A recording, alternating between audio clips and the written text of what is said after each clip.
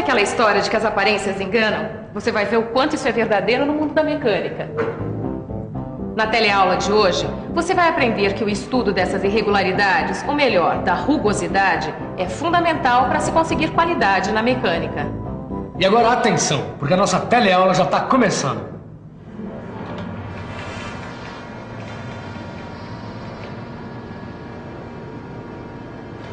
Agora eu preciso saber se esse trabalho tem qualidade para ir para o cliente. Mas Silva, tá do jeito, eu garanto. Tito, as aparências enganam. Como assim? Aparentemente a superfície desse eixo do mancal está lisinha. Agora nós precisamos saber se ela está apropriada para o tipo de função que ela vai desempenhar. Eu acho que eu entendi. É por isso que as exigências de acabamento da superfície externa, da tampa e da base do mancal são menores. Porque a função desses componentes não pede que eles sejam tão lisos. Exatamente, é isso aí, Tito. Aliás, é fácil encontrar essa mesma relação ao nosso redor. Aqui perto da fábrica, logo depois do viaduto, usaram um tipo de asfalto mais áspero do que o normal, que é para facilitar a freada dos carros que vêm descendo. Para essa função, o melhor é que o asfalto não seja nada liso.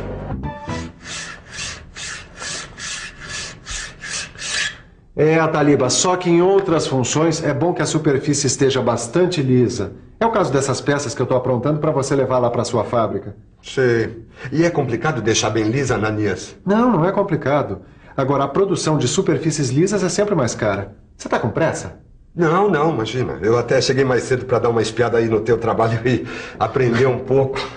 Agora, como é que se consegue um melhor acabamento? Olha, existem diferentes processos de fabricação de componentes mecânicos que determinam acabamentos diversos em suas superfícies.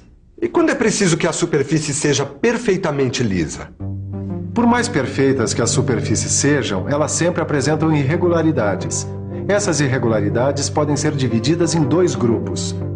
Os erros macrogeométricos são erros de forma que podem ser verificados usando instrumentos convencionais de medição, como micrômetros, relógios comparadores e etc. Como acontecem esses erros? Durante a usinagem, as principais causas dos erros macrogeométricos são os defeitos em guias de máquina-ferramenta, os desvios da máquina ou da peça, a fixação errada da peça e a distorção devida ao tratamento térmico. Sofia, e qual é o segundo grupo das irregularidades verificadas nas superfícies das peças? São os erros microgeométricos, conhecidos como rugosidade. Rugosidade?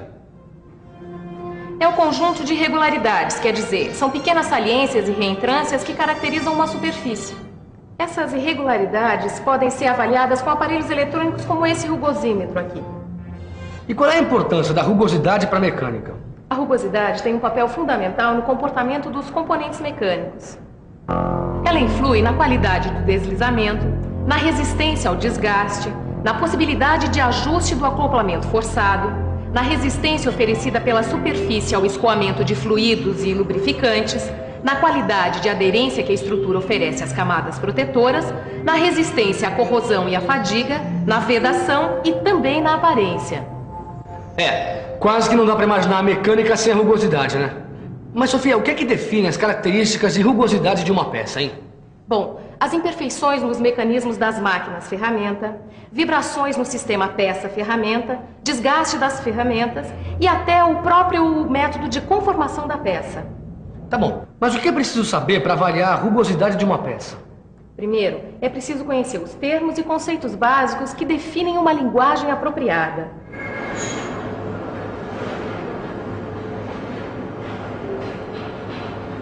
Silva, você conhece esses termos e conceitos básicos? Olha, Tito, eu te confesso que aprendi isso há pouco tempo. O primeiro conceito é o de superfície geométrica. É a superfície ideal estabelecida no projeto, sem erros de forma e acabamento. É bem diferente do segundo conceito, o de superfície real. É a superfície que limita o corpo e o separa do meio que o envolve com todas as irregularidades deixadas pelo método usado na sua produção. Mas ainda tem outro conceito, que é o de superfície efetiva. É a superfície avaliada pela técnica de medição. Só que os diferentes sistemas de medição podem resultar em diferentes superfícies efetivas. Mas além dos conceitos de superfície, ainda existem os conceitos de perfil. E como é que é isso, Ananias? Bom, o primeiro é o perfil geométrico. É a intersecção da superfície geométrica com um plano perpendicular, resultando uma linha reta. Isso é diferente do perfil real. Ele é a interseção da superfície real com um plano perpendicular imaginário que corta a superfície deixada pelo método de usinagem e produz uma linha irregular.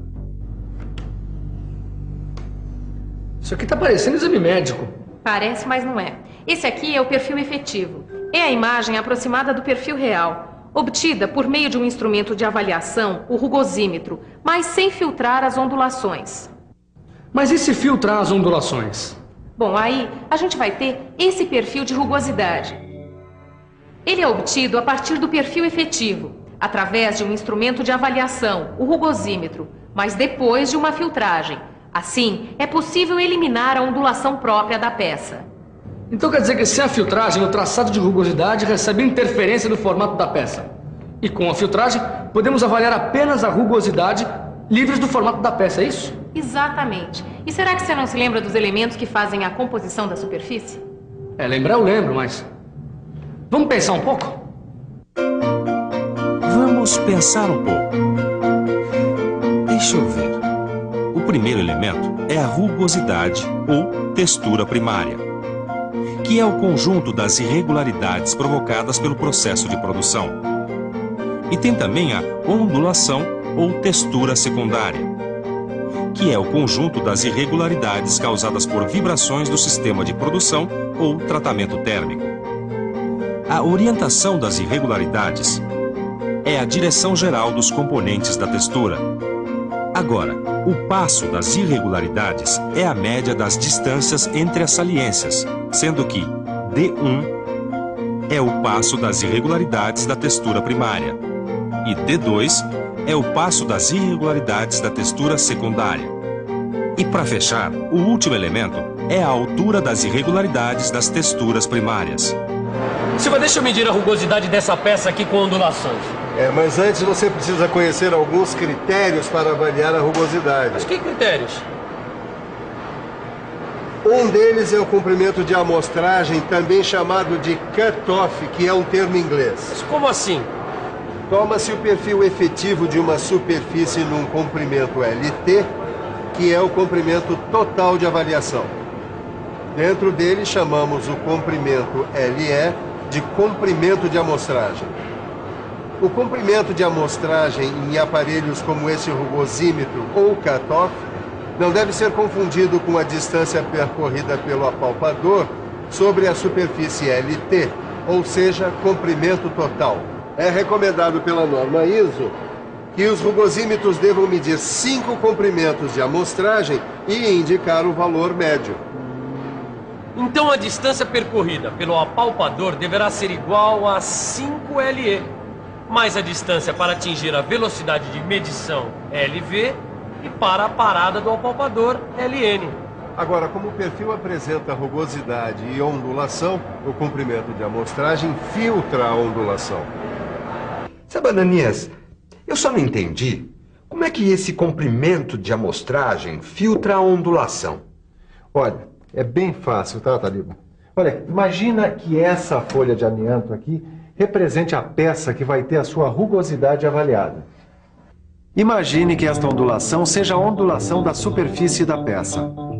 Trabalhando com trechos da superfície, é como se o cut-off filtrasse a ondulação e acabasse com a sua interferência. Assim, a ondulação não entra na medição que se faz da rugosidade. Muito bom esse negócio do cut-off, filtrar a ondulação. Assim, dá para avaliar a rugosidade e nada mais. É bom mesmo, Caio.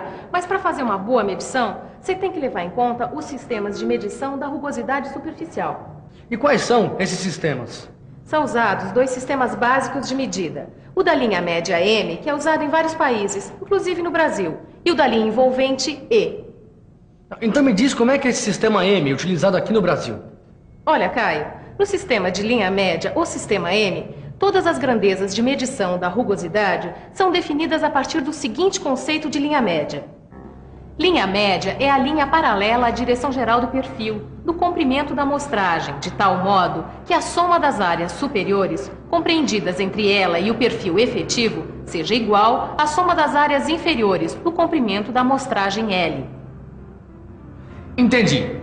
Quer dizer que a soma de A1 e A2, que são as áreas que ficam acima da linha média, é igual a A3, que é a área que fica abaixo da linha média. É isso mesmo, Caio. Pelo jeito você entendeu tudo direitinho. E se você também quer entender tudo e não deixar nada para trás, então fique de olho na revisão. E atenção, se liga aí que é hora da revisão. Na teleaula de hoje, você aprendeu o que significa rugosidade. Acompanhou os conceitos necessários para a avaliação do estado da superfície. E ficou sabendo quais são os critérios para avaliar a rugosidade.